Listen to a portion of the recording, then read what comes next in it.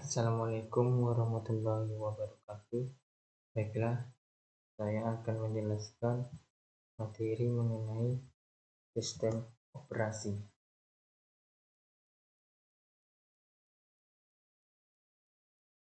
Penjelasan mengenai sistem operasi.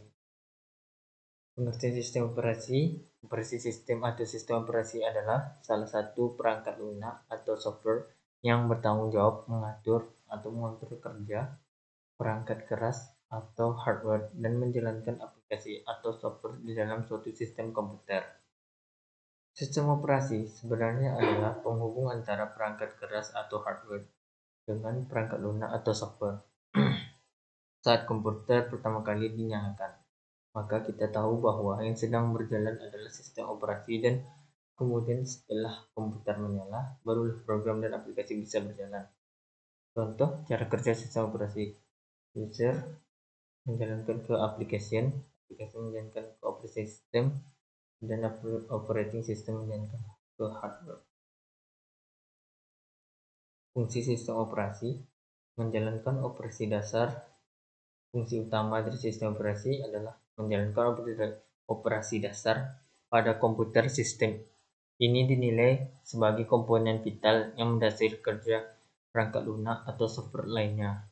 Sebelum aplikasi berjalan dan dapat berfungsi pada suatu komputer, maka sistem operasilah yang memungkinkan program atau aplikasi tersebut dapat berjalan dan ditampilkan kepada pengguna atau user yang menggunakan perangkat komputer tersebut. 2. Mengatur kerja hardware dan software. Bisa dikatakan bahwa sistem operasi adalah resource manager dalam perangkat komputer. Wadah program atau aplikasi.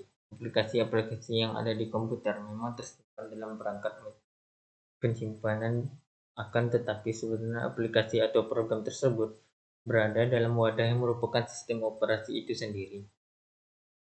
Menyajikan tampilan yang lihat di layar komputer maupun gadget adalah hasil dari pengoperasian OS atau sistem operasi. Mengkoordinasikan kerja perangkat komputer. Selain mengatur perangkat keras dan perangkat lunak agar terhubung satu sama lain, sistem operasi juga berfungsi mengkoordinasikan segala hal di dalam komputer, terutama menyusun program yang sifatnya kompleks menjadi lebih sederhana dan berurutan. Mengoptimalkan fungsi perangkat komputer.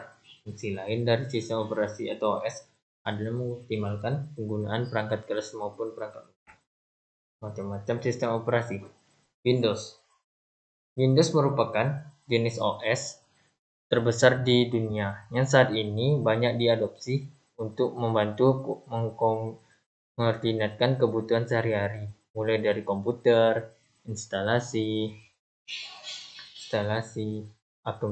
akademisi, hingga kebutuhan pribadi. Windows memiliki kelebihan tampilan antarmuka user-friendly, lebih mudah dalam proses instalasi aplikasi OS Windows melimpah. Kekurangan dari Windows: tidak open source, berbayar, dan lumayan mahal. Mudah diretas karena sistem rentan terkena serangan virus. Sistem operasi Linux. Linux diperkenalkan pertama kali oleh Linus Torvalds pada tahun 1991 silam. Sistem operasi yang satu ini memiliki sifat open source, di mana pengguna dapat memodifikasi dan mendistribusikan kembali secara bebas tanpa perlu lisensi.